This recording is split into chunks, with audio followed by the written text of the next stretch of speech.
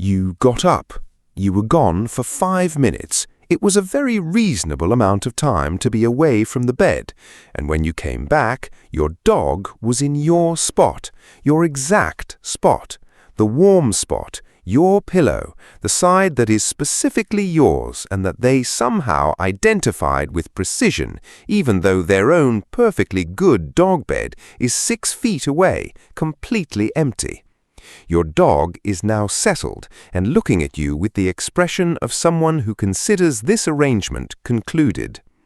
Welcome to Hidden Paw Signals. Today we are going into the bed politics situation, why your dog specifically targets your side, why the warm spot is not a coincidence, and what the behavior tells you about the sensory and social world your dog is navigating. Subscribe now because this one involves some genuinely interesting science about scent, temperature, and what comfort means to a bonded dog. The most immediate and sensory explanation is also the most satisfying one. Your spot is warm, and your spot smells intensely like you. When you get up from the bed, you leave behind a concentrated depression in the mattress surface that retains your body heat and that is also saturated with your personal scent from the hours of sleep contact. For your dog, whose primary sensory modality is olfaction and whose most cherished social resource is your proximity and presence, that warm, scent-saturated spot is the closest available physical approximation of actually being with you. They are not stealing your spot, they are occupying the highest comfort, highest you-smell location that is currently available in your absence, which is both practical and rather touching once you frame it correctly. Your dog does this too, right? Is it always your specific side, or do they also go for the warm spot of whoever else shares the bed? Drop it in the comments because the selectivity is meaningful and I want to know the data. Research on canine preference for owner-associated spaces and objects referenced in the applied animal behavior science literature on dog-human bonding behavior consistently finds that dogs show measurable preferences for locations and objects that carry concentrated owner scent compared to equivalent neutral spaces.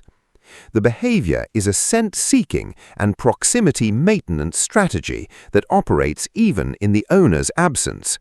Your spot on the bed is the highest available concentration of your scent in the sleeping environment, which makes it the most behaviorally attractive location for a dog who is oriented toward you as their primary social anchor. The warmth amplifies this effect because heat increases the volatility of scent molecules, making the scent signature of your spot more immediately and intensely detectable when you first leave it. Your dog can smell you more strongly in the warm spot than in a spot that has cooled, so the immediate post-departure window when the spot is still warm is also the window when it smells most intensely of you. There is something almost poetic about it. The moment you get up is the moment your spot becomes most appealing, your concentrated scent left behind for a brief window your dog is inclined to occupy immediately.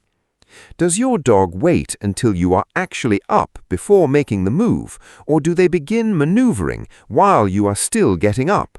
The timing tells you something about how closely they are monitoring your departure signal and how motivated they are to capture the position. There is also a social and status dimension worth understanding, though it is more nuanced than the common dominance framing would suggest.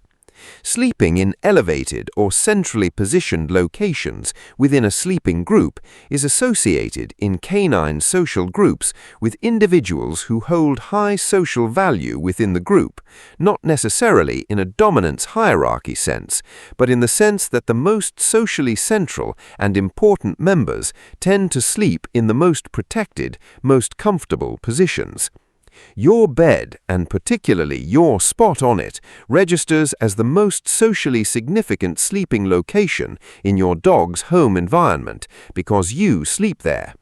Occupying that location in your absence is, in the social logic of canine sleeping arrangements, a reasonable thing to do when the primary occupant has temporarily vacated. This is not a power move. This is your dog taking the spot that smells most like you, feels warmest, and sits in the location most associated with the most important individual in their world. From a practical standpoint, if this bothers you, the most effective approach is to not permit the behavior from the beginning, as the motivational pull of the spot is high and the habit is easily formed. If it does not bother you, your dog is simply doing the most sensory rational thing available to them when you leave the room, and there is no reason to intervene. Your spot will survive. It will just smell a little more like your dog. There is a timing element to this behavior worth paying attention to that is quite specific and quite telling. The migration into your spot typically happens very quickly after you leave, often within a minute or two of your departure from the bed. This rapid occupation timing tells us something important about the motivation. The dog is capturing the spot while your scent and heat are at their maximum concentration in that location. The value of your spot to your dog decreases as it cools and as your scent diffuses into the ambient environment. The optimal window for occupying it, from the dog's sensory perspective, is immediately after you leave. A dog who migrates to your spot within minutes of your getting up is demonstrating that they are monitoring your movements and have already identified this as a high-value destination, waiting only for the opportunity to occupy it. Does your dog wait until you are fully up and out of the room, or do they start maneuvering while you are still getting up? This timing tells you how anticipatory the behavior is and how high a priority it is for your dog in the moment. Research on canine spatial preferences in shared sleeping environments has noted that dogs in households where co-sleeping is permitted show remarkably consistent positional preferences and positional strategies that persist across time, suggesting genuine evaluation and optimization rather than random occupancy.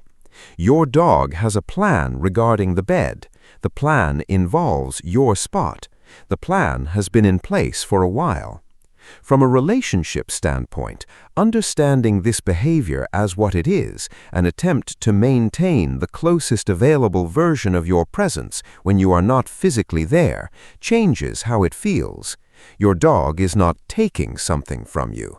They are trying to stay close to something that smells like you, that still carries the warmth of your body, in the best approximation of proximity to you that is available in your current absence.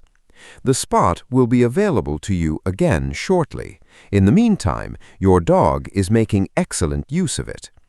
There is a research finding about canine sleeping position preferences that connects specifically to the question of why your spot rather than any other spot, and it comes from studies on how dogs orient during rest relative to environmental landmarks.